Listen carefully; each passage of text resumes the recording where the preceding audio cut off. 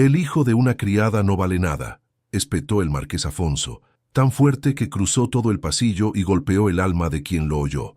El sonido de esa frase fue peor que una bofetada. Hizo que los sirvientes bajaran la mirada, que las damas contuvieran la respiración, que incluso el reloj de la pared pareciera detenerse un segundo, como si toda la casa se avergonzara de seguir funcionando después de tal humillación.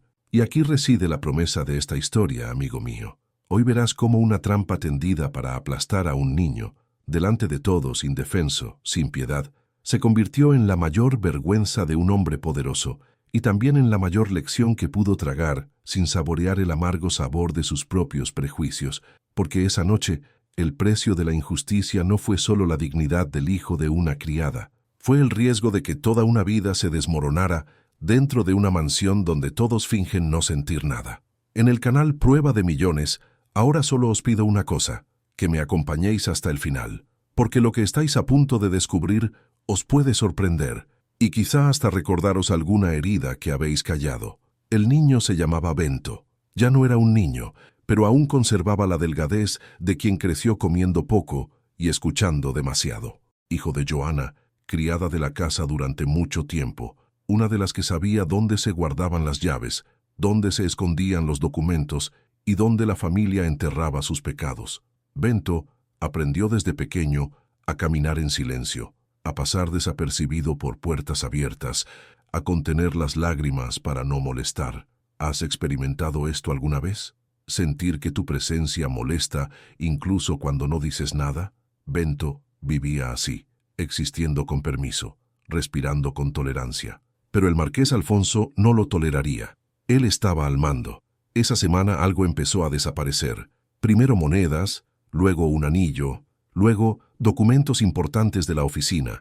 Y cuando un hombre como él huele una pérdida, no busca la verdad, busca un culpable fácil. Y en una mansión llena de rostros bien vestidos y manos aparentemente limpias, la sospecha se deslizó como una serpiente directo al punto más vulnerable. El hijo de la criada, el chico que conocía los pasillos, que tenía acceso, que no tenía apellido para defenderse. Alfonso se esforzaba por humillar a Bento en público. Era su forma de dejar claro que allí no había compasión, solo orden. Y Bento guardó silencio. Joana guardó aún más silencio. Porque gente como ellos aprende una regla cruel. Cuando los poderosos deciden odiarte, cualquier palabra se convierte en prueba. Pero Alfonso quería algo más que acusar. Quería ver, quería la escena, quería el momento en que el ladrón mostrara su verdadera cara y con eso tuviera el placer de decir, tenía razón. Fue entonces cuando preparó el espectáculo. Ordenó que apagaran las lámparas del pasillo, despidió al guardia y dejó una pequeña bolsa de cuero sobre el escritorio, entreabierta, brillando lo justo para llamar la atención. Se tumbó en el sillón grande, el de cuero oscuro, y anunció con voz cansada que iba a descansar. Pero sus ojos no descansaron. Tras sus párpados, observaba, como un animal al acecho. Y entonces, en el silencio más pesado que la casa jamás había conocido, alguien empujó lentamente la puerta para abrirla. El corazón del marqués Afonso latía con una certeza venenosa. Lo sabía. Pero nadie imaginaba que, al fingir estar dormido para pillar a Bento con las manos en la masa, el marqués estaba a punto de despertar a una verdad tan humillante que ni todo el oro del mundo podría comprar lo que estaba a punto de perder esa noche. Y ahora, los pasos se acercan a la mesa. Si quieres continuar esta historia conmigo, suscríbete al canal, porque lo que Bento va a hacer en los próximos momentos cambiará el destino de esta casa. Los pasos se detuvieron a un palmo de la mesa, y el silencio se hizo tan tenso que parecía una cuerda a punto de romperse. El marqués Afonso, desplomado en el sillón como un inválido cansado, olió el aroma a cuero viejo mezclado con el humo de la lámpara, y debajo un ligero perfume a jabón barato, el mismo que perduraba en las manos de quienes lavaban la ropa en la tina al amanecer. Lo reconoció antes de verlo. Bento. El joven no entró como un ladrón. No había prisa, ningún ojo hambriento escudriñando la habitación.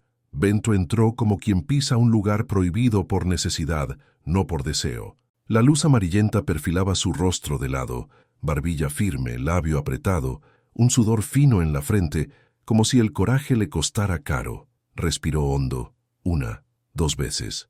Y entonces hizo algo que destrozó la seguridad del marqués. En lugar de ir directo a la bolsa, apoyó la palma de la mano en la mesa de madera y se quedó quieto, escuchando.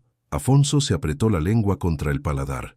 «Anda, cógelo», pensó, con una rabia que provenía más del orgullo que del crimen. Quería ver el error, para no tener que mirarse a sí mismo, y sin embargo lo que vio fue a Bento, inclinándose lentamente hacia adelante, estirando la bolsa unos centímetros y cerrando con cuidado la abertura, como protegiendo lo ajeno. Luego, con dedos rápidos y serenos, el chico empujó el objeto más adentro del cajón y giró la llave que estaba allí, junto a él, como si siempre supiera dónde estaba.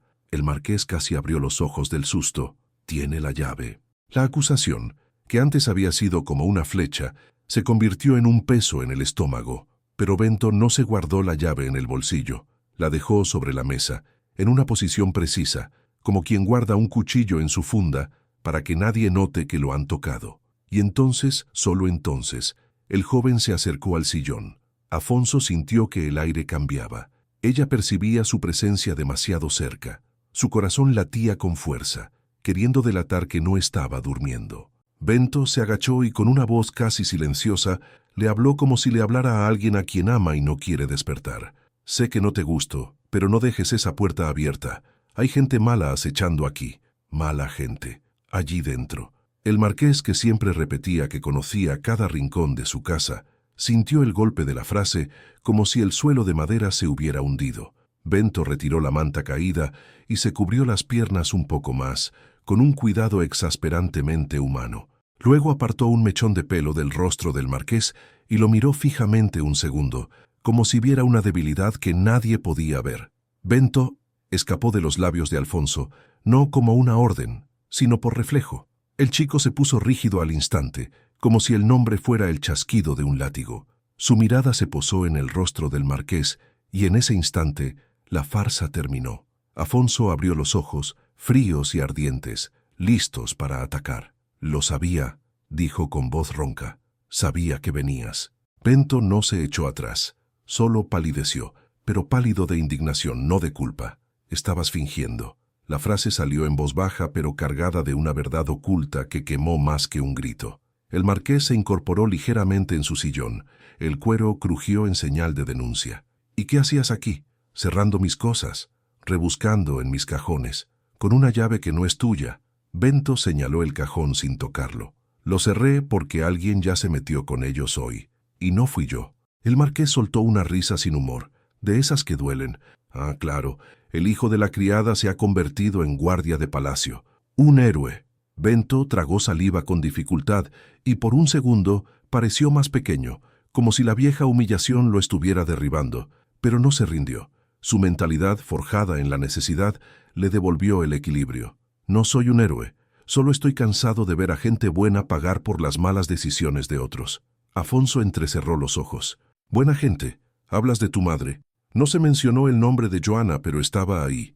Bento apartó la mirada, y esa mirada reveló mucho. «Mi madre no se lleva nada de aquí», respondió con una calma que temblaba ligeramente.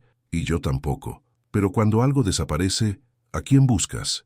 Afonso abrió la boca, pero no respondió, porque la respuesta era vieja, automática, conveniente. El marqués siempre bajaba la mirada, siempre. La puerta de la oficina volvió a crujir, esta vez un crujido apresurado, como si alguien entrara sin pedir permiso. Joana apareció por la rendija, con el pañuelo abrochado a la cabeza, el rostro marcado por el trabajo y el miedo. No entró del todo, como si el suelo de aquella habitación no estuviera hecho para sus pies. «Señor», vi la luz encendida.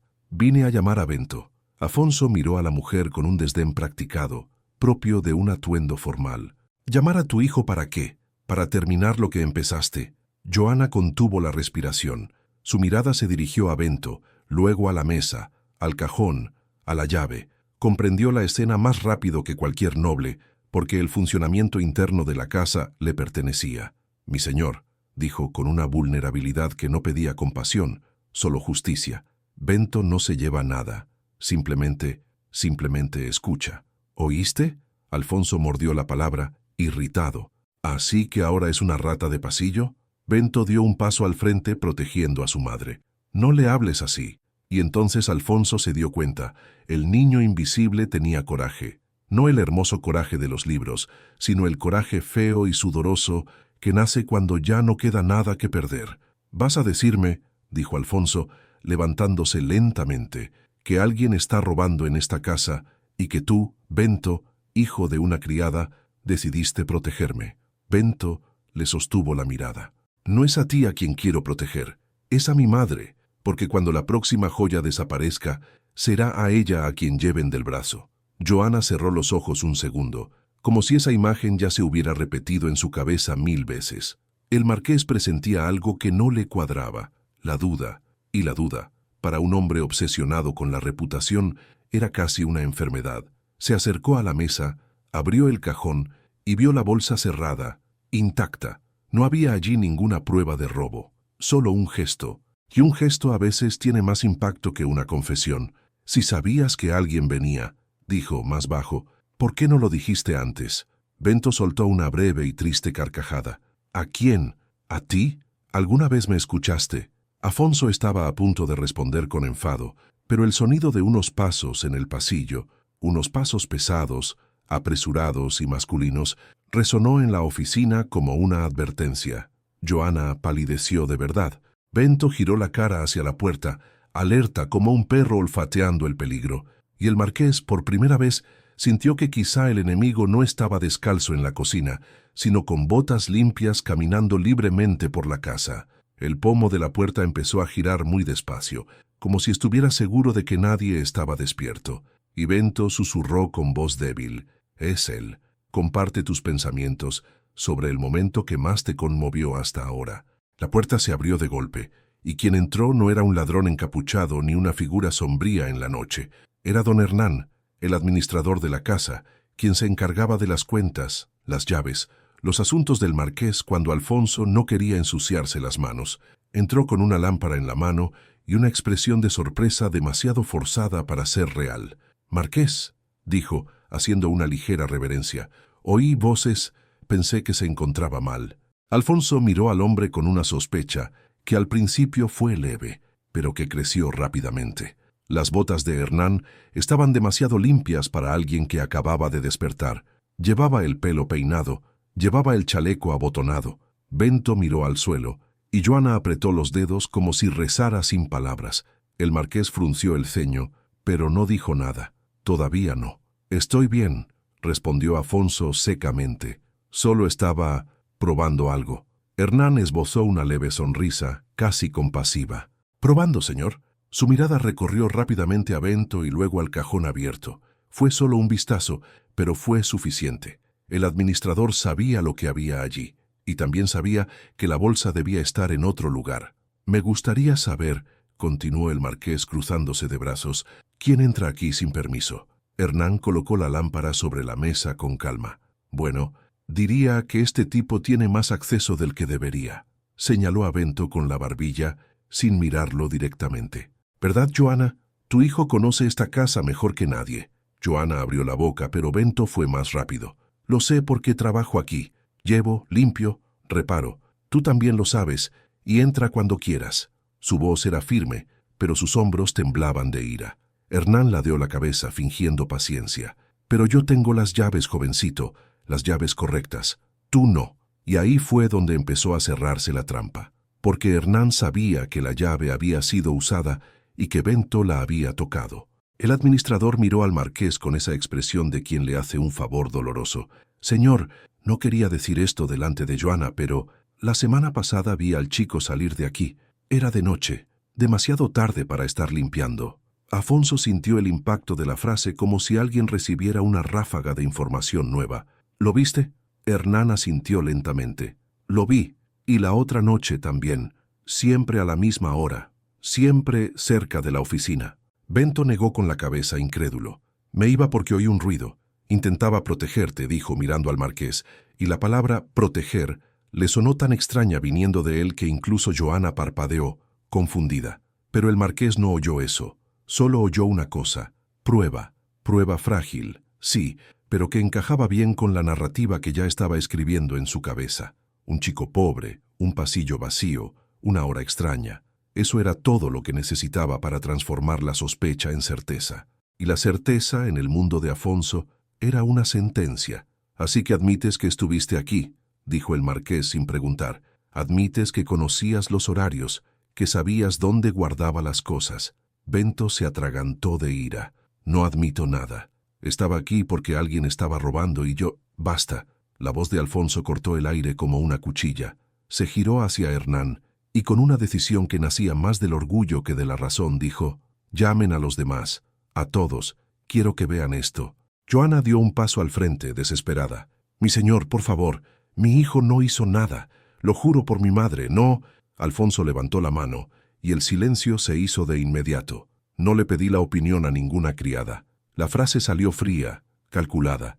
Joana tragó saliva con dificultad y las lágrimas se le atascaron en la garganta, doliéndole como una piedra. Hernán salió de la oficina con educada prisa y en menos de 5 minutos el pasillo empezó a llenarse. Primero llegó el ama de llaves, luego la cocinera, luego 2 criadas, e incluso don Carlos, el tío de Alfonso, apareció en la puerta con expresión irritada y soñolienta. Todos se agolparon allí, mirando a Bento como se mira a un animal capturado. Nadie preguntó qué había hecho, solo esperaban su condena. El marqués se dirigió al centro de la oficina, donde la luz de la lámpara brillaba con fuerza, y se aseguró de hablar lo suficientemente alto para que cada palabra llegara a oídos de todos. «¿Sabes?», comenzó con voz áspera, «que han estado desapareciendo cosas de esta casa, dinero, documentos, incluso el anillo de mi difunta madre». Se oyó un murmullo. Bento apretó los puños, pero no dijo nada. «Todavía. Hice lo que tenía que hacer. Investigué y descubrí», señaló a Bento con un dedo acusador, «que el hijo de Joana ha estado entrando aquí sin permiso. De noche, solo, con acceso a las llaves». El ama de llaves dejó escapar un grito de escándalo. El cocinero negó con la cabeza. Don Carlos se cruzó de brazos, incómodo, pero sin el valor de desafiar a su sobrino. Bento miró a su alrededor, observando los rostros acercarse uno a uno, y entonces comprendió. No importaba lo que dijera, la verdad ya estaba decidida.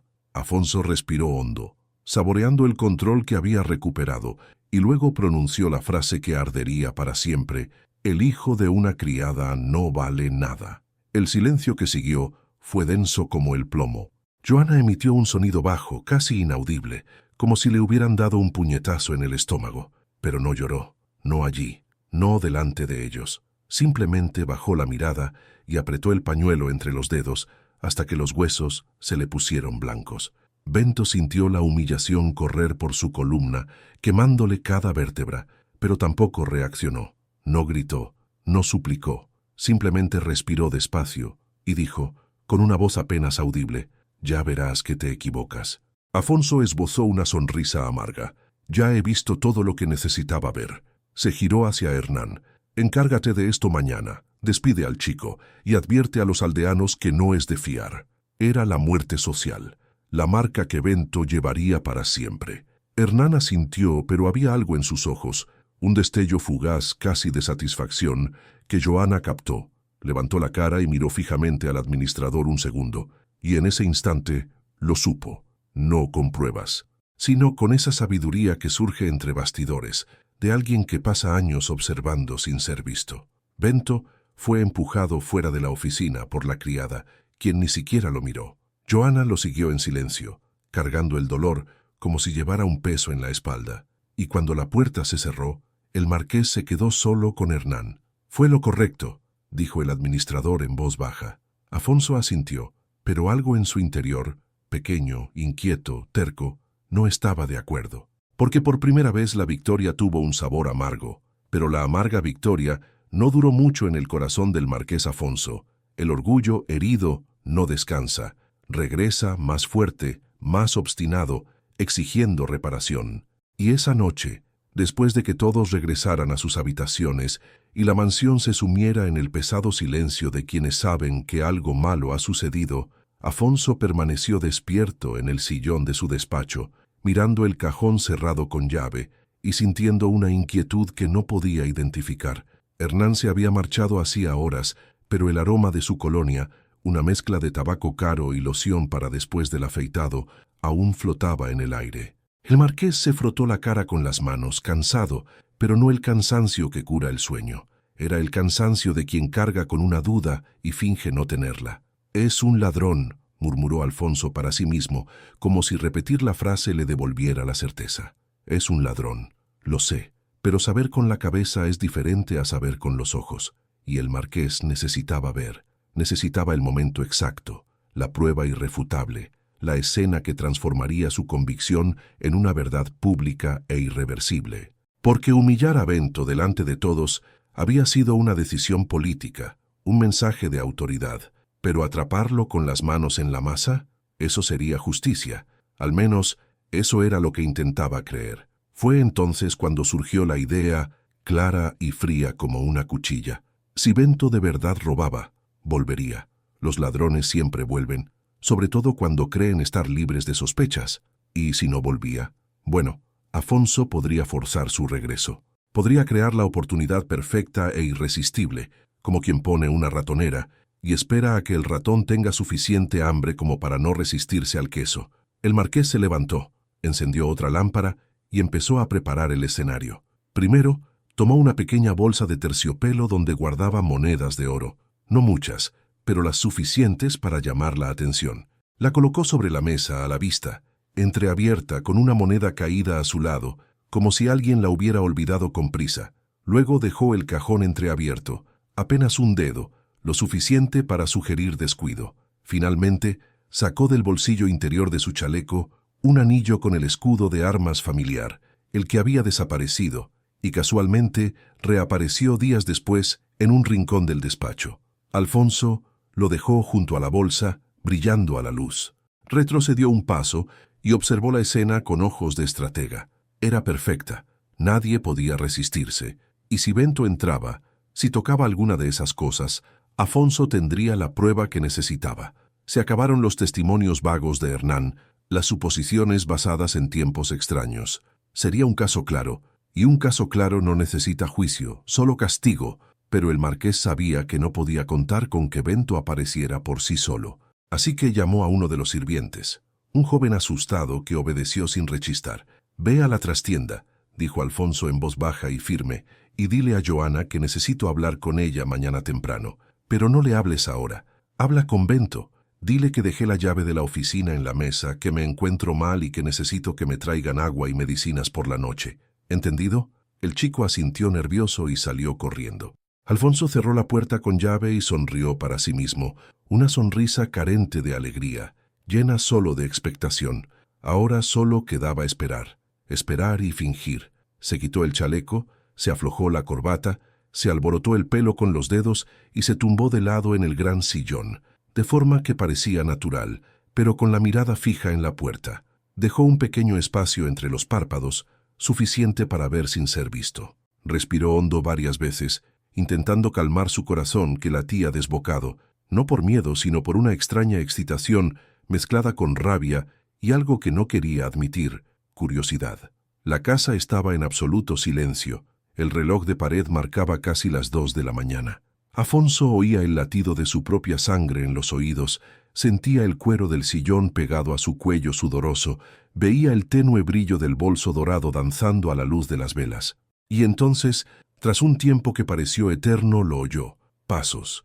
No eran pisadas de botas, eran pasos descalzos, lentos, casi imperceptibles, como los de alguien que sabe caminar en silencio, porque ha aprendido que el sonido de su propia presencia puede ser peligroso. Afonso apretó los dedos contra el brazo del sillón, respirando lenta y forzadamente, como quien duerme de verdad.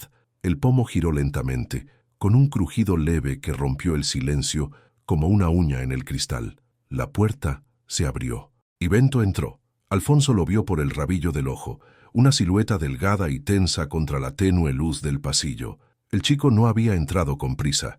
No tenía la postura de un ladrón. Entró con un paño húmedo y una jarra de agua, los hombros tensos, el rostro contraído en una expresión que mezclaba ira, miedo y algo peor, resignación. Como si supiera que, hiciera lo que hiciera, ya estaba condenado. Y sin embargo, había llegado. El marqués sintió una extraña punzada en el pecho, entre sorpresa y decepción, porque Bento no miró la bolsa de oro, no miró el anillo. Su mirada se dirigió directamente al sillón. al hombre que fingía dormir, y había allí una genuina preocupación que Afonso no esperaba ver. El joven se acercó lentamente a la mesa, colocó la taza junto a ella y luego, con dedos cuidadosos, volvió a guardar la bolsa de oro en el cajón, cerrándolo por completo, como para proteger al marqués de sí mismo. Y fue allí, en ese momento, que Alfonso se dio cuenta. Lo que había planeado como prueba de culpabilidad se estaba transformando en algo más, en algo que no quería ver, pero que ya no podía ignorar, porque Bento no estaba allí para robar. Estaba allí porque alguien le había avisado que el marqués necesitaba ayuda, y a pesar de todo, la humillación, la acusación injusta, la sentencia pública, el joven había venido de todos modos. El corazón de Afonso se aceleró, pero esta vez no era de anticipación, era de algo más inquietante, más pesado. Era la duda, duda real, la que duele, la que cambia las decisiones. Bento se giró para irse, pero se detuvo, miró al marqués un instante y susurró tan suavemente que era casi inaudible: «No sé por qué me odias tanto, pero no voy a renunciar a demostrarte que te equivocas». Y se fue. Cerró la puerta sin hacer ruido, y el marqués permaneció allí, acostado, fingiendo dormir, con los ojos ahora bien abiertos, mirando al techo y sintiendo el peso de una trampa que se había vuelto contra él. Porque lo que no se dio cuenta fue que la prueba que quería probaría algo completamente distinto. Afonso no pudo dormir después de eso. Se quedó allí, en el sillón, con los ojos abiertos, mirando el techo pintado de ángeles y nubes que en ese momento parecían más acusatorios que celestiales. La vela se había consumido casi por completo, goteando cera caliente sobre su base de plata, y el olor a humo se mezclaba con el aire denso de la madrugada. El reloj de la pared marcaba las 3:40 cuando por fin se levantó, tambaleándose un poco, no por sueño, sino por confusión. Se acercó a la ventana y descorrió la pesada cortina de terciopelo. Afuera aún reinaba la noche, pero había una tenue luz en el horizonte, esa promesa de la mañana que llega despacio, sin prisa, como quien sabe que el día traerá nuevos problemas. Afonso apoyó la frente en el frío cristal y cerró los ojos.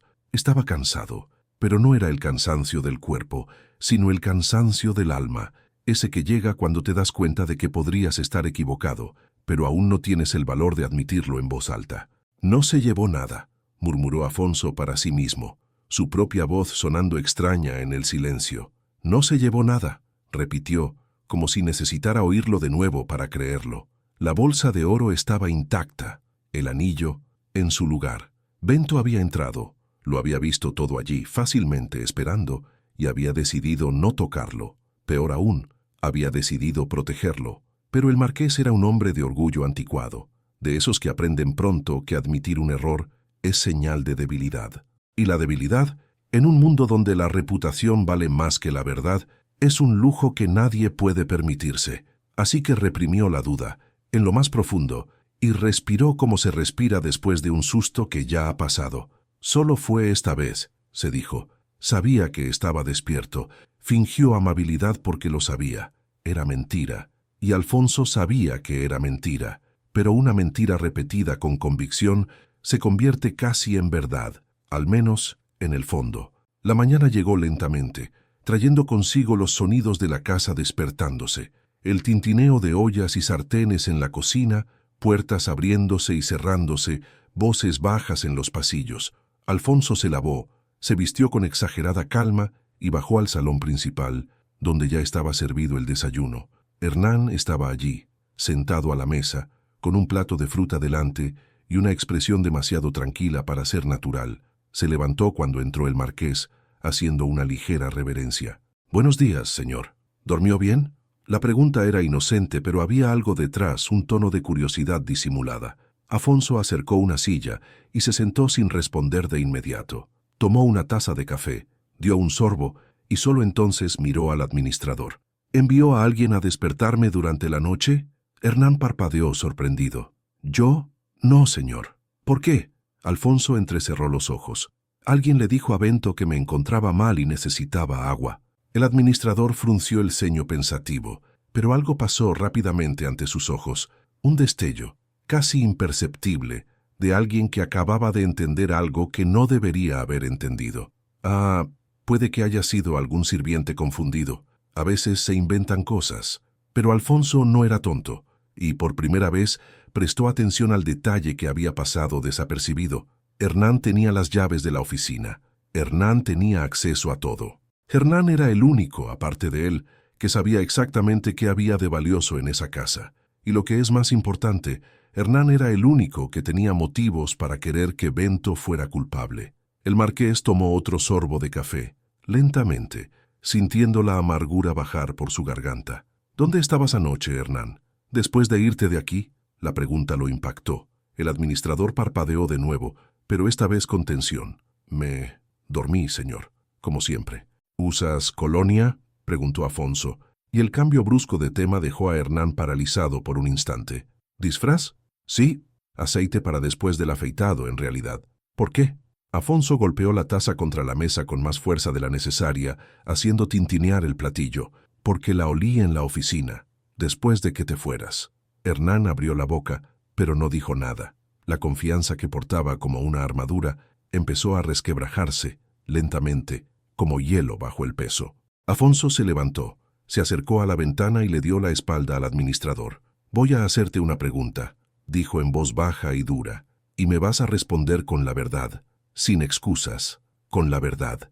El silencio en la habitación se hizo más denso. Hernán tragó saliva con dificultad, aferrándose a los brazos del sillón. «Sí, señor». Afonso se giró, encarando al hombre en quien había confiado durante años. «¿Quién está robando esta casa?» La pregunta salió simple, directa, pero con mucha fuerza, y en ese momento el administrador lo supo. El juego había cambiado. Ya no se trataba de Bento, se trataba de él. Hernán intentó sonreír, pero la sonrisa le salió torcida. «Señor, no sé qué. No me mientas». La voz de Afonso retumbó como un trueno, haciendo temblar hasta los vasos de la mesa. Se acercó a Hernán con la cara roja de ira contenida y golpeó la mesa con la mano. «Anoche fingí estar dormido. ¿Lo sabías? Fingí. ¿Y sabes lo que vi? Vi que el tipo al que acusé, al que humillé delante de todos, entró en mi oficina y no tocó nada. Protegió mi dinero. Cerró mi cajón. Vino porque alguien dijo que me iba mal». Hernán palideció. «Señor, ¿y tú?», continuó Alfonso, señalando con el dedo como si fuera una cuchilla. «Tú que entraste tras él, tú que oíste voces, tú que propusiste las acusaciones, tú que tenías las llaves, tú estabas allí». La frase no era una pregunta, era una afirmación.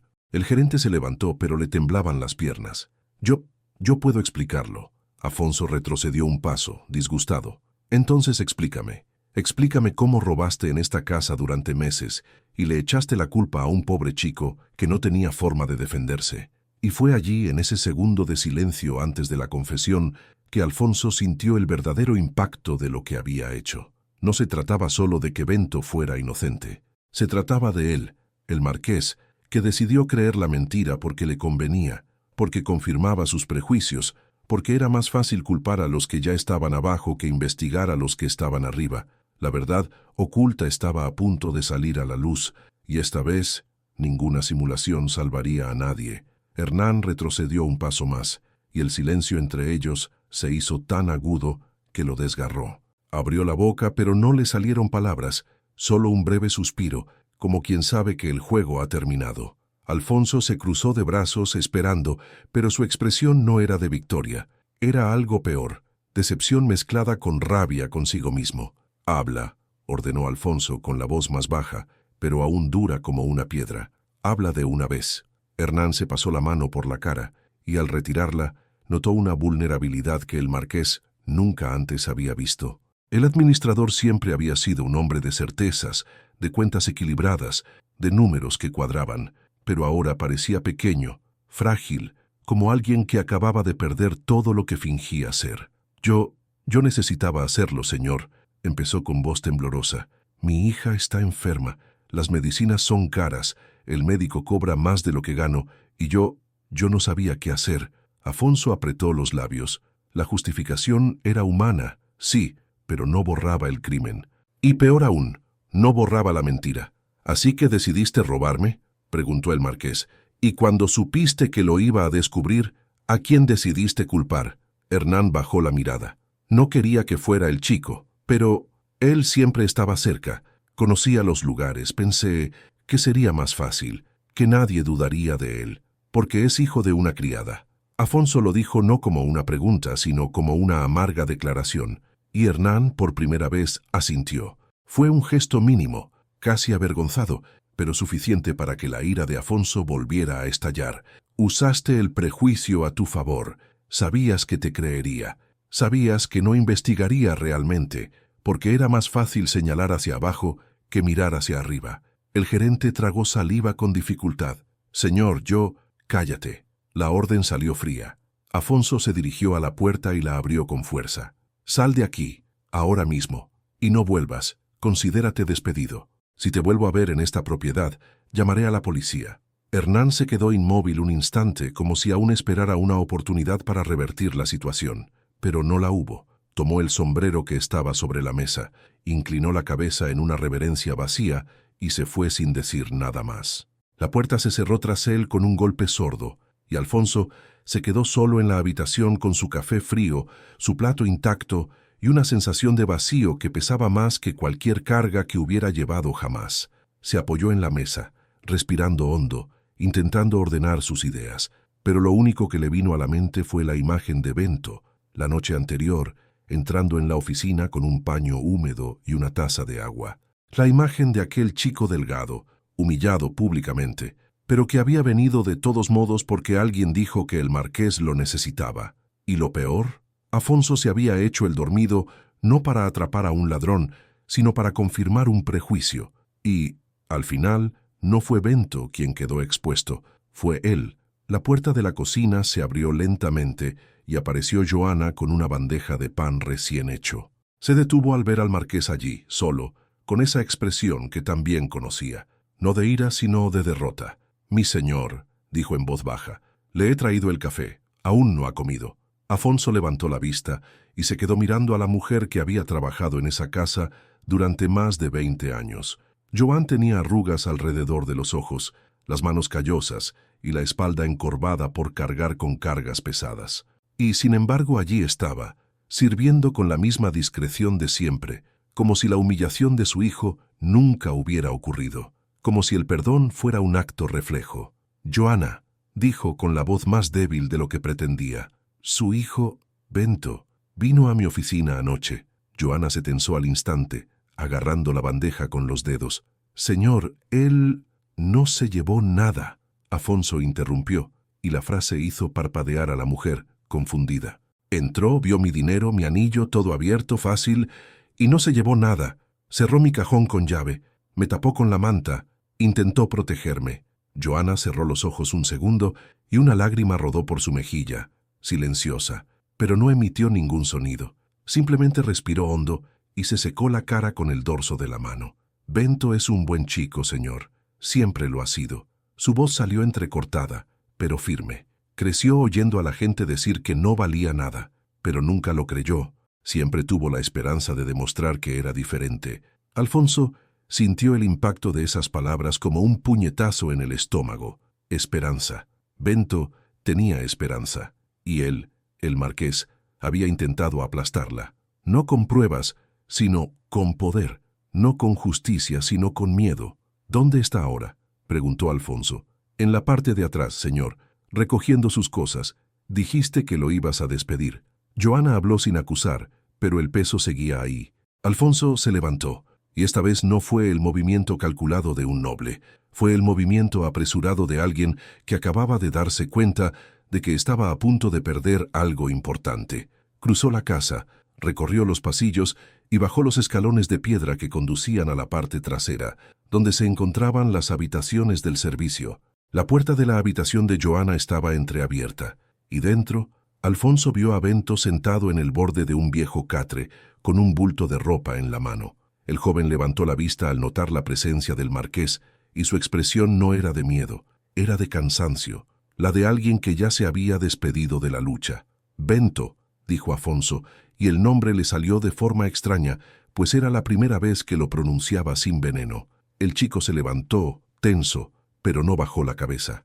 Sostuvo la mirada del marqués, y había en ella una dignidad inquebrantable, aunque todo lo demás hubiera desaparecido. «¿Viniste a verme partir?», preguntó Bento sin ironía, solo con profunda tristeza.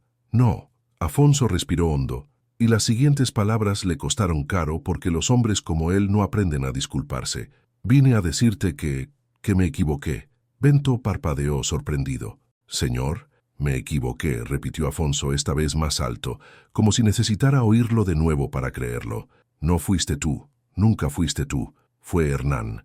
Él confesó. Llevaba meses robando y te culpó porque sabía que le creería. Y lo hice, sin cuestionar, sin investigar, simplemente porque era más fácil. El silencio que siguió fue largo. Bento se quedó quieto, procesando la situación, y por un momento pareció que iba a desplomarse, pero no lo hizo. Simplemente exhaló lentamente y volvió a sentarse, como si sus piernas hubieran perdido la fuerza. Así que tenía razón. Sabía que había alguien. Alfonso asintió. Lo sabías, y trataste de advertirme, pero no te escuché. Hizo una pausa. No quise escuchar. Bento miró sus propias manos, callosas como las de su madre, y dijo casi para sí mismo, me viste pobre, y decidiste que era culpable. Y ahí estaba, la verdad desnuda, sin disimulo, sin remordimientos. Afonso no respondió porque no había respuesta. Solo estaba la certeza de que, en ese viaje de orgullo y prejuicio, no era el sospechoso quien había sido desenmascarado. Era el juez. El marqués permaneció inmóvil en la puerta de aquella diminuta habitación que olía a jabón y humedad, y por primera vez en mucho tiempo no supo qué decir. Bento seguía sosteniendo el bulto de ropa, pero no se movió. Los dos quedaron atrapados en aquel pesado silencio, cargado de palabras no dichas y heridas que aún sangraban. «No quiero tu disculpa», dijo Bento de repente, con voz firme pero temblorosa. «Quiero que entiendas lo que hiciste». Dejó caer el bulto al suelo y dio un paso al frente. «No solo me acusaste, me humillaste, delante de todos. Dijiste que no valía nada. ¿Y sabes qué me duele más? No fue lo que dijiste, fue que todos lo creyeran, sin preguntar, sin cuestionar, porque para ellos yo realmente no valía nada». Alfonso sintió cada palabra como una bofetada. No hubo gritos, ni una ira explosiva. Fue peor. Era el dolor sereno de alguien que se había acostumbrado a ser herido, pero aún así decidió hablar. Y el marqués, un hombre de autoridad y control, no tenía respuesta. Porque Bento tenía razón. «Mi madre lleva 20 años trabajando aquí», continuó el joven, señalando el pasillo donde Joana probablemente seguía escuchándolo todo. 20 años lavando, cocinando, sirviendo, levantándose antes del amanecer y acostándose después que todos. Y aún así, cuando algo desaparece, es a ella a quien miran con recelo. Somos nosotros los que nos convertimos en sospechosos. Negó con la cabeza, cansado. Hablas de justicia, hablas de honor, de apellido, pero cuando llega el momento de demostrar quién eres realmente, eliges el camino más fácil. Afonso abrió la boca, pero Bento no se detuvo. Entré en esa oficina porque alguien me dijo que no te encontrabas bien, y vine, incluso después de todo. Incluso sabiendo que me odiabas, porque mi madre me enseñó que no se paga mal con mal, se paga con carácter. La palabra carácter salió con fuerza, pesada, y Afonso sintió que su peso aplastaba cualquier vestigio de orgullo. Fue entonces cuando Joana apareció en la puerta, con los ojos rojos pero secos. Se agarró al marco de la puerta con una mano como si necesitara apoyo y dijo con una voz que parecía venir de abajo: «Mi señor, encontré esto esta mañana mientras limpiaba la oficina». Extendió la mano, y en ella había un pequeño botón de plata, grabado con un escudo de armas que no era el de la familia del marqués. Alfonso cogió el botón y lo giró a la luz. Era el escudo de armas de Hernán, de su chaleco. «Lo encontré debajo de la mesa», continuó Joana, «cerca del cajón. Debió de caerse cuando estaba revolviendo». Miró a su hijo y luego al marqués. «Bento me dijo hace semanas que había visto a don Hernán salir de aquí por la noche, pero le dije que se callara. Le dije que no era asunto nuestro, que no podíamos acusar a gente importante». Se le quebró la voz al final y apretó los labios, conteniendo las lágrimas que amenazaban con volver. Alfonso apretó el botón con la mano y la fría plata ardió en su palma como brasas. «Lo vio», dijo el marqués, más para sí mismo que para los demás. «Lo vio y trató de advertirme, y no le creí. Peor aún, lo acusé». Bento se cruzó de brazos y por primera vez desde que empezó la conversación, su postura se volvió menos defensiva. Ya no se protegía, sino que exigía respuestas. ¿Sabes por qué no les conté a todos lo que vi? Porque sabía que nadie me creería. Un pobre muchacho acusando al administrador de confianza del marqués. Me habrían llamado mentiroso. O peor aún, envidioso. Dio un paso más cerca. Pero tú tenías el poder de investigar, tenías el poder de buscar la verdad, y no lo hiciste, porque mentir era más cómodo. La palabra cómodo atravesó la mente de Alfonso como un cuchillo, porque eso era exactamente lo que era. Había elegido la versión de los hechos que confirmaba lo que ya creía, que los pobres roban, que los anónimos no tienen honor, que el hijo de una criada no vale nada. Era más fácil creer eso que cuestionar a Hernán, el hombre del chaleco bien planchado y las cuentas organizadas. El marqués había priorizado la apariencia sobre la esencia, y al hacerlo, se había convertido precisamente en el tipo de hombre que despreciaba. Injusto.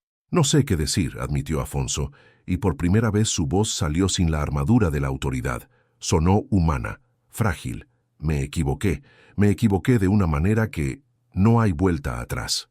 Hay una manera de volver, dijo Joana en voz baja. Hay una manera de volver si cambias. De verdad, miró a su hijo y luego al marqués. Pero cambiar no se trata solo de disculparse, se trata de transformar la forma en que ves a la gente. Afonso sintió el impacto de esas palabras como una revelación, porque eso era. No se trataba de reconocer el error, sino de cambiar la mentalidad que lo había creado. Se trataba de desmantelar, ladrillo a ladrillo, los prejuicios que había construido a lo largo de los años. Y eso, lo sabía, dolía más que cualquier humillación pública.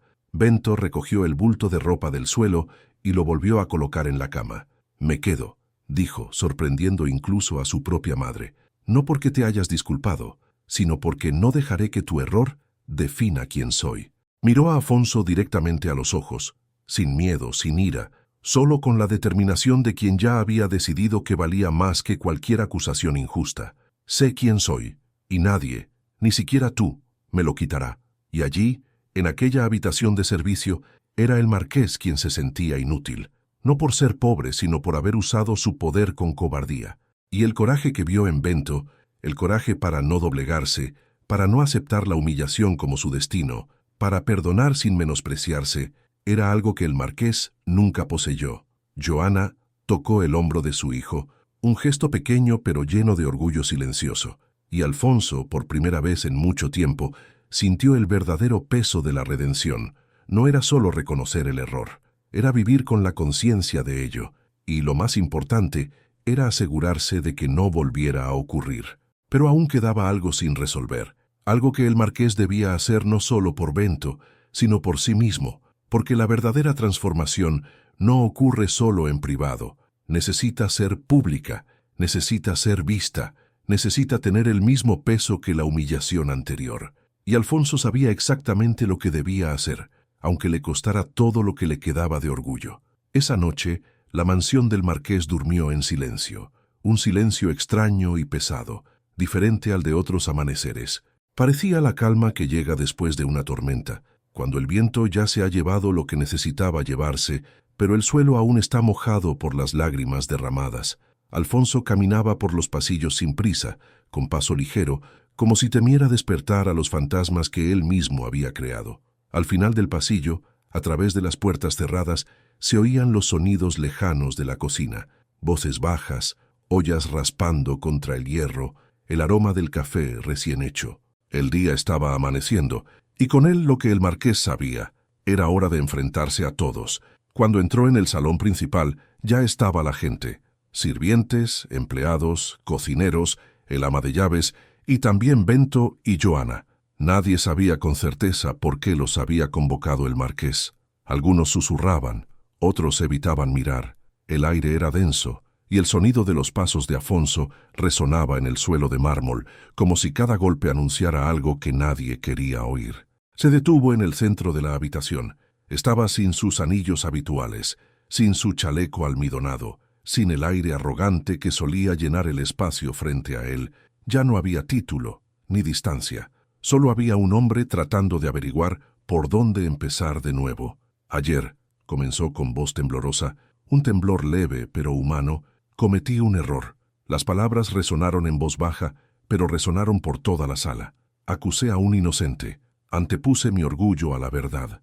Y lo que es peor, lo hice en público. Lo hice delante de todos ustedes. El murmullo cesó. Respiró hondo. Hernán, mi administrador, robó en esta casa. Durante meses, mintió, engañó y usó mis prejuicios como arma. Y solo lo logró porque yo era ciego. Porque quería ser ciego.